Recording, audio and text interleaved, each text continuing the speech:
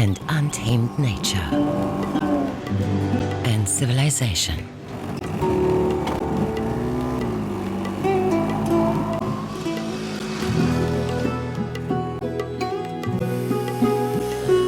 Skin, religion, tradition, old and young.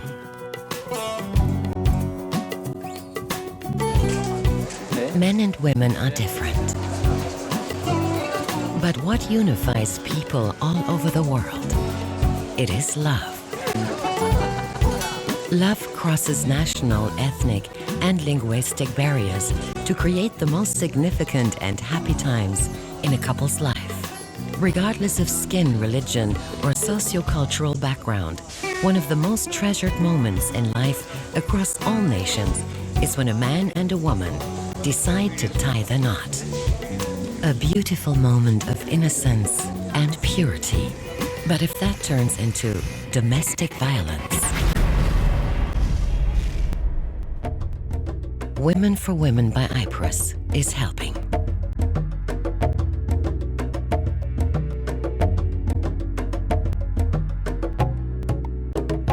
The International Confederation for Plastic Reconstructive and Aesthetic Surgery represents plastic surgery in the world.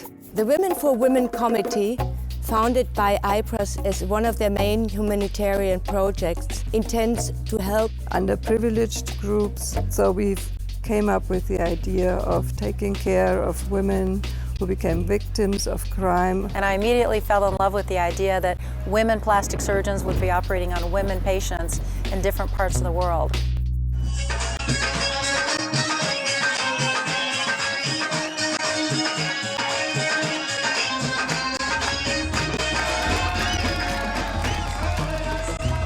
Now we are in the north of India, in Himachal Pradesh, in a private clinic in Palampur.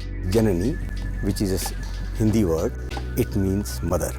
So this hospital is dedicated to the mothers. My thinking is that a woman can understand the pains of a woman much more than a man can do, especially in our society, which is a kind of masculine society. In the last 2 days, we've been operating on 6 patients that had severe burns all over the body, contractures of the cervical region where those patients couldn't close their mouth anymore, where those patients had no eye closure because of severe burn contractures. And if you think about what the hand does, it not only functions to grip things, it functions as the way you touch, the way you see the world, and it functions as the way the world sees you. When you shake hands and someone else must touch you, it's kind of a sexual organ in a way. And when you have scars that don't allow the fingers to separate, maybe don't allow the hand to open up to receive an object, then you lose some of the function of the hand. If you have a scar on your neck so that your neck cannot stretch, maybe you can't look to the side so easily because of the scar, then how do you look over your shoulder when you're driving? And these are the scars that we are especially interested in working on here, because these will make a huge difference to people. We'll do a lot for helping them within their family groups and society. Because India is a male-dominated society, domestic violence is generally more common. The traditional Indian woman, if you look back into history, could only live under the shelter of her father, of her husband, or her son. We have very strict laws banning dowry, but still many women are burnt. They are made to show like an accident. Either a stove was, or there's a gas, or they have kerosene thrown on them and burnt. But the impression overall was that these might have been domestic and in-law problems. There is a social stigma attached to divorce and separations, so women in India often cannot escape domestic violence when they are subject to it, as they do not have the means to live alone. They will face pressure from their families not to leave their abusive spouse. They are stuck in a vicious circle. She can't go and live separate in India. This is the only choice, unfortunately, that these women have, to go back to their husbands and try to make it again. So in spite of this, that the woman says that it is because of a stove burst and not a domestic violence, when you have two warring families outside, so you can understand that there is something fishy going on inside. Domestic violence is the most cowardly thing, I feel. It's like taking out on your wife what you can't say to your boss.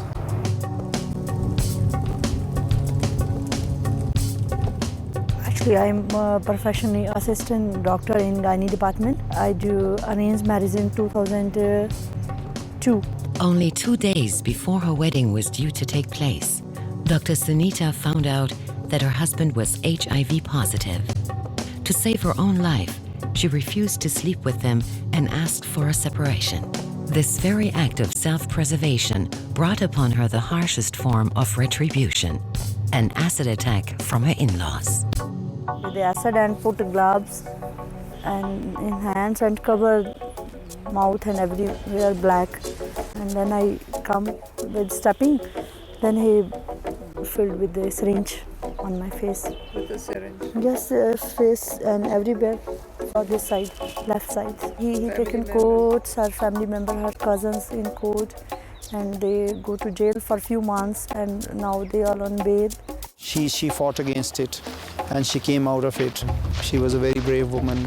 Not all women can do that. India is not a good country for women's safety because there is no any law to punish a criminal. The freedom is that a person is equal because he's equal, not because somebody allows him to be equal.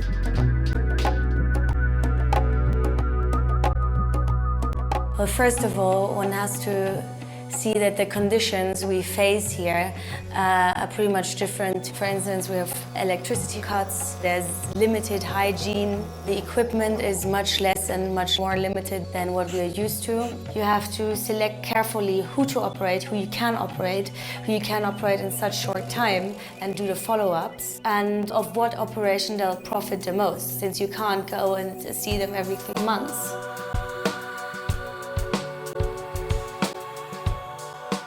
The solidarity of us female plastic surgeons is very essential and very encouraging for the women in these countries. There is somebody who should speak for women, because if women speak too much for themselves, they are termed feminists, even though they may not be. And especially when women doctors come from outside, it has a very salutary effect on the population here, that if women doctors from outside can come and help our women, why can't we do? We thank you all to come here and do this good job. There's a woman for women team who's coming and they know that their problem is so huge in India. I think we should better do something about our own country.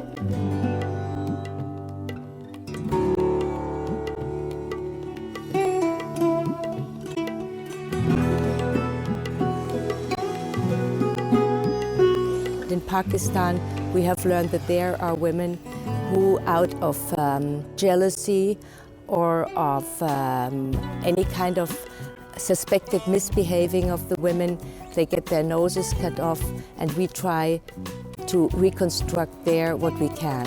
In Africa, certainly there will be also burns, but this is a major project will be genital mutilation of women. I'm also liaising with some female surgeons in the Middle East. I was in Jordan and they are very keen to have us there. No doubt, everywhere we can go, there will always be some crime. So I'm trying to locate places where we can spread the message, and we want it like a train so that people keep joining in.